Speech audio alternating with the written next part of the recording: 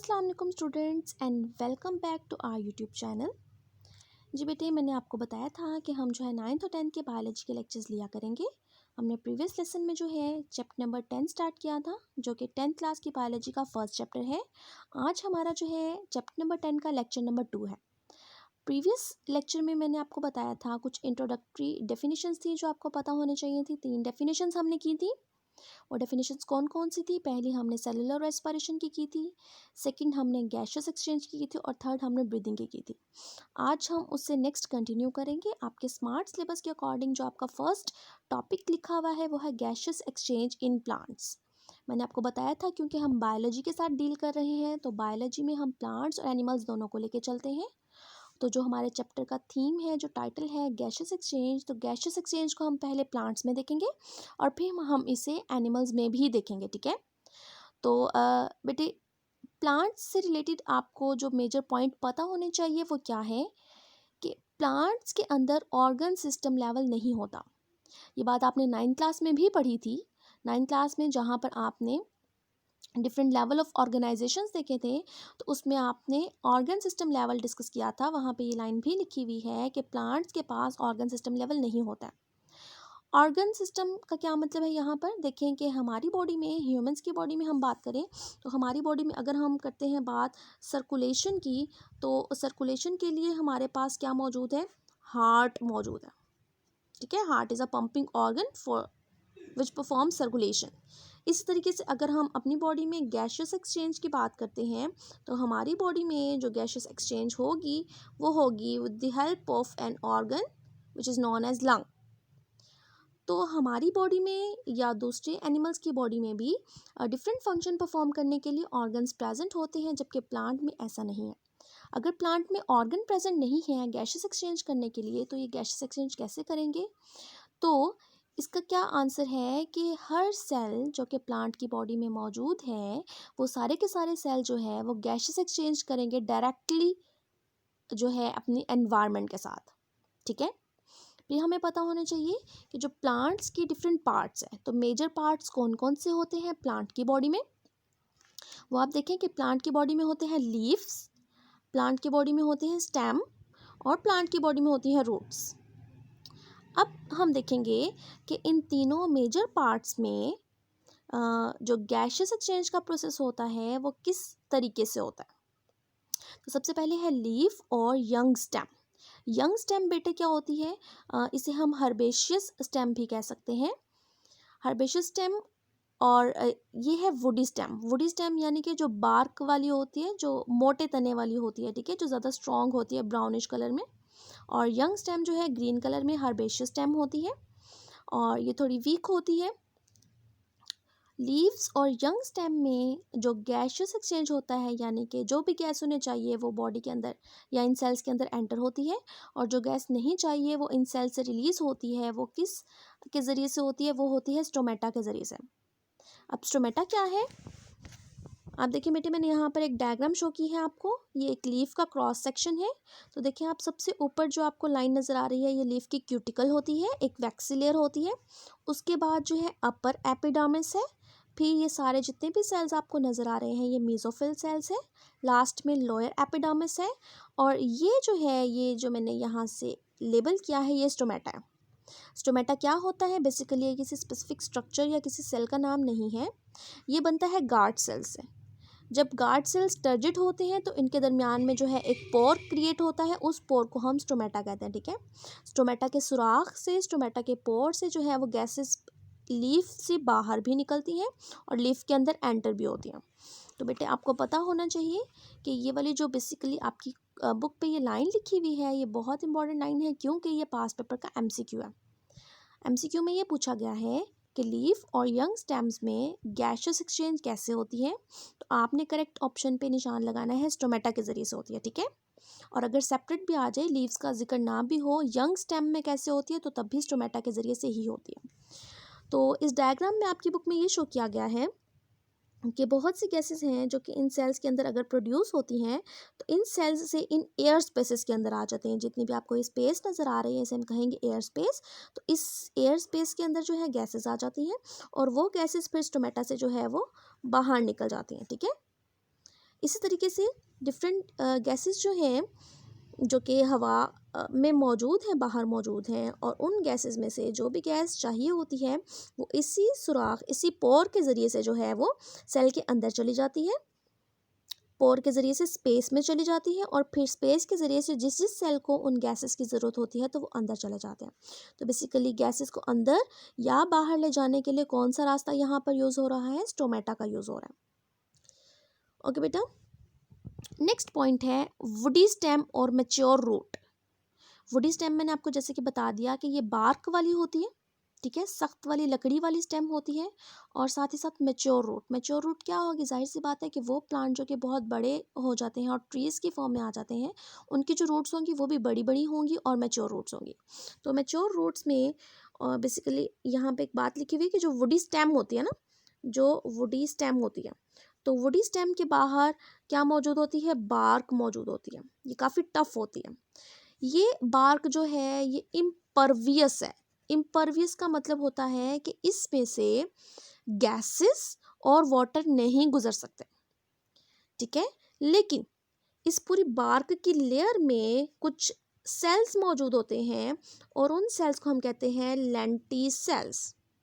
तो इन लेंटिसेल्स के ज़रिए से, जैसे कि लीव्स के अंदर स्टोमेटा मौजूद है, इसी तरीके से वुडी स्टेम और मैच्योर रूट में बार्क की पूरी लेयर के कुछ कुछ हिस्सों में सेल्स मौजूद होते हैं, पोर्स मौजूद होते हैं, ठीक है।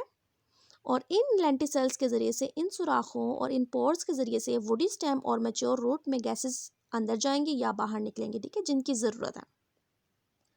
Last one, young stems, sorry young roots. बेटे जो यंग रूट्स होंगी उनमें क्या होगा? उनमें डायरेक्ट डिफ्यूजन का प्रोसेस होगा, ठीक है। यानी कि ये क्या करेंगे? डायरेक्टली सॉइल के साथ जो है एक्सचेंज कर लेंगे।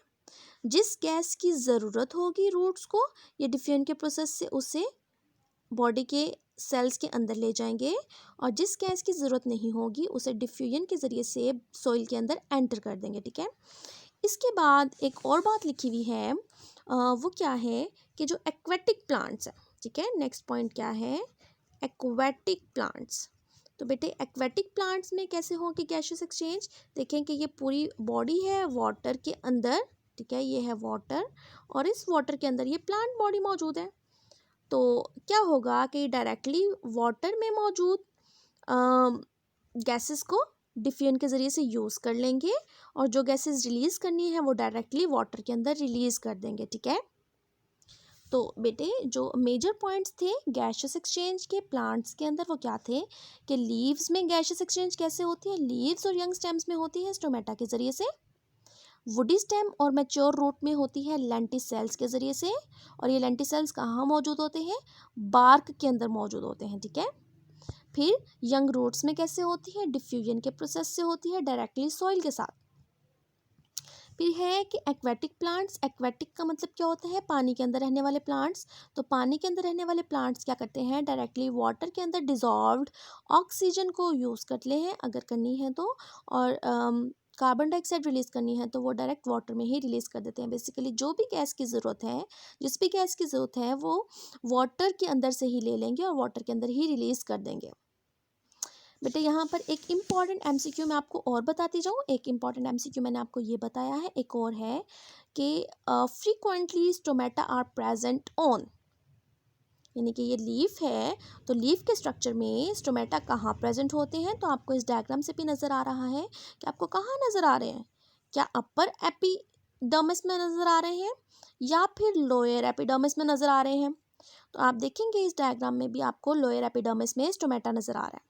तो आपका करेक्ट आंसर होगा लोअर साइड ऑफ लीफ या लोअर एपिडर्मिस, ठीक है। क्या मैंने बोला है कि frequently stomata are present on, तो स्टोमेटा कहाँ प्रेजेंट होते हैं? Lower side of leaf present होते हैं। ओके बेटे, यहाँ पर एक इम्पॉर्टेंट कंसेप्ट देना है मैंने आपको, वो क्या है कि जो प्लांट्स की लीव्स में मौजूद मेसोफिल सेल्स होते हैं वो दो सिचुएशन से गुजरते हैं।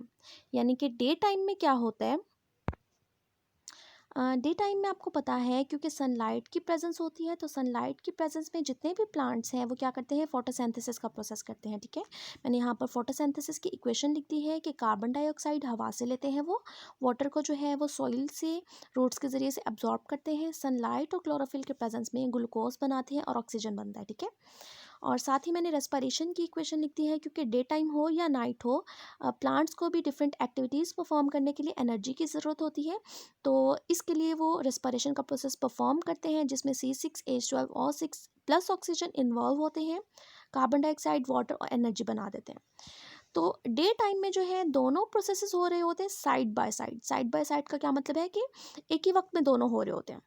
तो बेसिकली आपकी बुक में ये एक्सप्लेन किया गया है कि डे टाइम में जो फोटोसिंथेसिस हो रही होती है तो उसके नतीजे में बनने वाला जो बाई प्रोडक्ट ऑक्सीजन है वो यूज हो जाता है रेस्पिरेशन में। ठीक है, और जो प्रोडक्ट बनता है रेस्पिरेशन के नतीजे में कार्बन डाइऑक्साइड का, वो यूज हो जाता है कहाँ पे, फोटोसिंथेसिस में, यहाँ पर। तो इसलिए क्या होता है कि दोनों गैसेस एक दूसरे केमिकल रिएक्शंस में यूज हो जाती हैं। ठीक है, फिर से सुनेंगे। फोटोसिंथेसिस में इस केमिकल रिएक्शन के नतीजे में बनने वाली ऑक्सीजन यूज हो जाती है रेस्पिरेशन में एज अ रिएक्टेंट, और रेस्पिरेशन में बनने वाली जो कार्बन डाइऑक्साइड है वो यूज हो जाती है फोटोसिंथेसिस में एज अ रिएक्टेंट। ठीक है, तो नेट हम कहें कि कौन सी गैस लीव्स के अंदर जाती है, तो फोटोसिंथेसिस का प्रोसेस जो है वो डे टाइम में बहुत ज़्यादा हो रहा होता है, तो इसलिए हम कह सकते हैं कि डे टाइम में क्या होता है कि जो कार्बन डाइऑक्साइड है वो ज़्यादा एंटर होती है लीव्स के अंदर फोटोसिंथेसिस परफॉर्म करने के लिए, और अगर जो है ये वाली जो ऑक्सीजन बन गई है रेस्पिरेशन में भी यूज़ हो गई, और जो एक्स्ट्रा बचती है वो ऑक्सीजन जो है वो फिर एनवायरनमेंट में रिलीज़ कर दी जाती है, जो कि हम भी यूज़ करते हैं। ठीक है, तो आपने ये बात याद रखनी है कि डे टाइम में कौन सी गैस अंदर जाएगी कौन सी बाहर जाएगी जिसकी ज़रूरत है। बेसिकली फोटोसिंथेसिस का प्रोसेस ज़्यादा हो रहा होता है, तो इसलिए कार्बन डाइऑक्साइड ज़्यादा मूव करके अंदर जाएगी। ठीक है, और यहाँ पर बनने वाली ऑक्सीजन रेस्पिरेशन में यूज़ हो जाएगी, रेस्पिरेशन में बनने वाली कार्बन डाइऑक्साइड यहाँ यूज़ हो जाएगी। ठीक है, फिर जो भी प्रोसेस ज़्यादा हो रहा होता है तो उसी हिसाब से वो वाली गैस ज़्यादा इनहेल की जाती है लीव्स के अंदर। नाइट टाइम में क्या होता है, रात के वक़्त, नाइट टाइम में क्या होता है बेटे, क्योंकि रात के वक़्त फोटोसिंथेसिस नहीं हो रही होती, तो उस वक्त क्या है सिर्फ और सिर्फ जो है वो रेस्पिरेशन का प्रोसेस होता है, तो उस वक्त प्लांट भी क्या एक्सहेल करते हैं, कार्बन डाइऑक्साइड एक्सहेल कर रहे होते हैं। तो इसलिए रात के वक्त हमें प्लांट्स के पास नहीं सोना चाहिए, क्योंकि वो कार्बन डाइऑक्साइड गैस रिलीज़ कर रहे होते हैं एनवायरनमेंट में। तो रात के वक्त जो है हम भी क्या करते हैं, ह्यूमंस की बात करें या दूसरे एनिमल्स की बात करें, तो रात के वक्त हम भी, मतलब हम तो हर वक्त ही ऑक्सीजन अंदर लेके जाते हैं और कार्बन डाइऑक्साइड बाहर निकालते हैं। तो रात के वक्त प्लांट्स भी यही कर रहे होते हैं, ऑक्सीजन लेके जाएंगे क्योंकि उन्होंने रेस्पिरेशन से एनर्जी बनानी है, और कार्बन डाइऑक्साइड बाहर निकालते हैं इस केस में। तो आपको पता होना चाहिए कि प्लांट्स के अंदर डे टाइम में क्या क्या फिनोमिनास हो रहे होते हैं और नाइट टाइम में क्या हो रहा होता है। ठीक है, ये बात आपने लाजमी याद रखनी है। तो आज की वीडियो में इतना ही था कि हमने क्या पढ़ा है, गैसियस एक्सचेंज इन प्लांट्स कैसे होता है, लीव्स में, यंग स्टेम में, वुडी स्टेम में, मेच्योर रूट्स में और यंग रूट्स में। ठीक है, तो आई होप कि आपको आज की वीडियो समझ आ गई होगी। ठीक है, अगर आपको वीडियो पसंद आ जाती है तो लाइक करना मत भूलिएगा, चैनल पे नहीं है तो सब्सक्राइब कर दीजिएगा और कमेंट करके ज़रूर बताइएगा। ठीक है, अल्लाह हाफिज़।